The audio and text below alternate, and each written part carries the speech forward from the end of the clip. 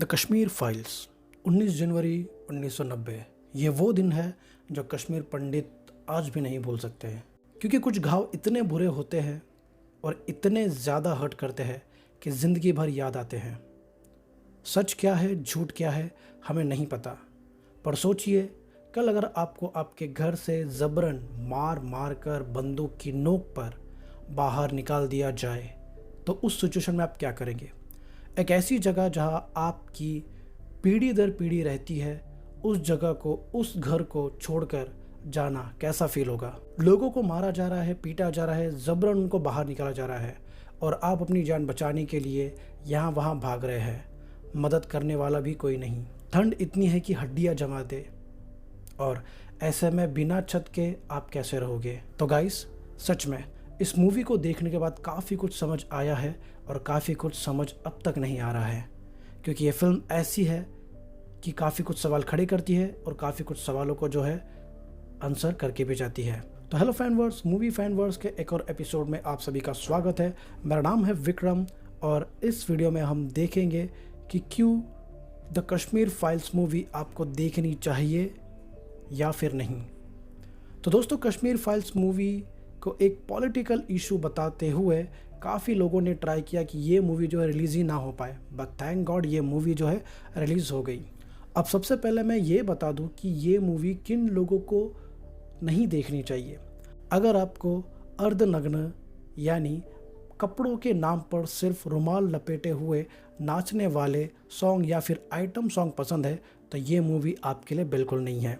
दूसरा, अगर आप किसी बड़े हीरो के फ़ैन हैं और उनकी बकवास से बकवास मूवी जो कि कचरे के डब्बे में डालने लायक भी नहीं है, उस मूवी को थिएटर में जाकर 10 बार देखने के बाद आप उस मूवी को हिट बनाने की कोशिश कर रहे हैं और आप ऐसे फ़ैन हैं, तो ये मूवी भी आपके लिए बिल्कुल नहीं है।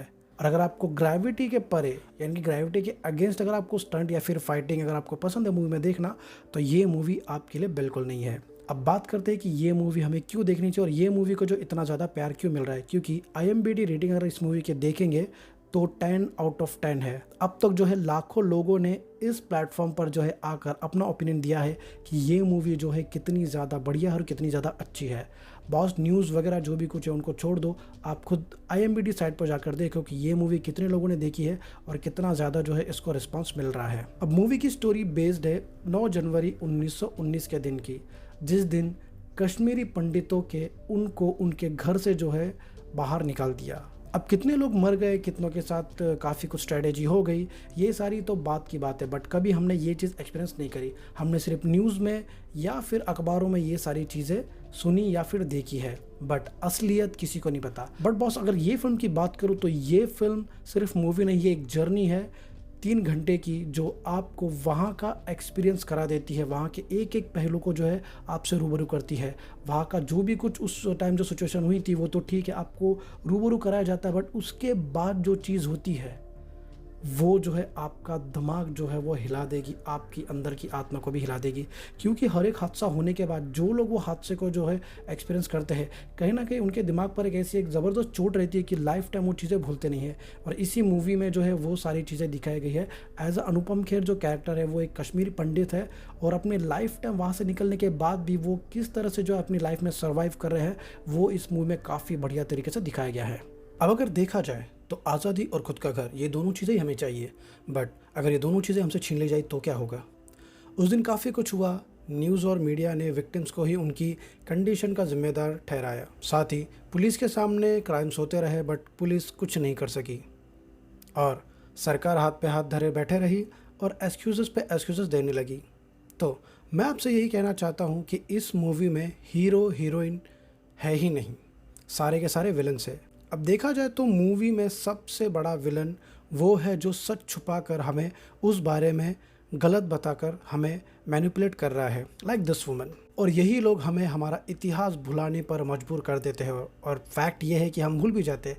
30 साल हो गए उस बात को। आप बताइए, आपको इस सिचुएशन पर या फिर इस जो ये चीज़ हुई थी उस पर आपको कितना कुछ सच पता है। अब सच की तलाश हमें खुद करनी होती है, ये इस मूवी में बताया गया है और ये बात हमें काफ़ी अच्छे से समझाई गई है। क्योंकि दर्शन कुमार का जो कैरेक्टर है वो एज हमें ऑडियंस दिखाया गया है, क्योंकि मूवी जब स्टार्ट हुई तब हमें कुछ पता नहीं होता है, लाइक अ दर्शक कैरेक्टर उसकी तरह। बट जैसे जैसे वो चीज़ें एक्सप्लोर करता रहता है, वैसे वैसे जो तस्वीर है वो धुंधली से साफ़ होते जाती है और हमें एक्चुअल पता चलता है कि क्या चल रहा है, कैसे क्या हुआ, सारी चीज़ें। अब मूवी में ऐसी काफ़ी कुछ चीज़ें दिखाई गई जिसे आप भूल नहीं पाओगे। सारे एक्टर्स की परफॉर्मेंस लाजवाब है, बट अनुपम खेर और दर्शन कुमार, इन दोनों की जो परफॉर्मेंस है वो नेक्स्ट लेवल थी। उन्होंने अपना बेस्ट से बेस्ट इस मूवी में दिया है। But Anupam Kher ji, my God, उन्होंने तो इस मूवी की एक्चुअल जान अगर है तो वही है। उन्होंने जो जो चीज़ें जिस तरह से एक्सप्लोर की है वो तो भाई काबिल तारीफ़ है। वो सारे इंसिडेंट जो अनुपम खेर के साथ हुए हैं इस मूवी में, वो बताते हुए अनुपम खेर जी की एक्टिंग जो है वो काफ़ी आपको फील कर, एक्चुअल आप खुद को उस जगह पर फील करते हैं। तो ये जो चीज़ है वो सिर्फ अनुपम खेर जी ही कर सकते हैं ऐसे सिचुएशन में।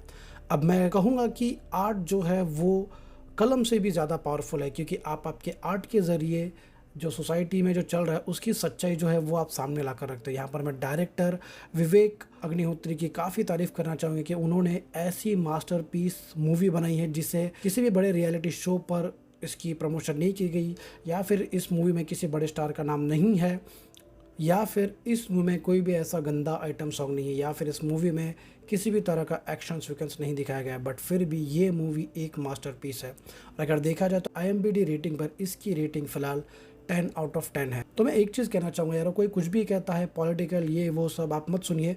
नज़दीकी थिएटर्स में जाकर ये मूवी मस्ट वॉच है, ये मूवी ज़रूर देखिए। सपोर्ट कीजिए इस मूवी को, क्योंकि इस मूवी को एक्चुअल सपोर्ट की ज़रूरत है।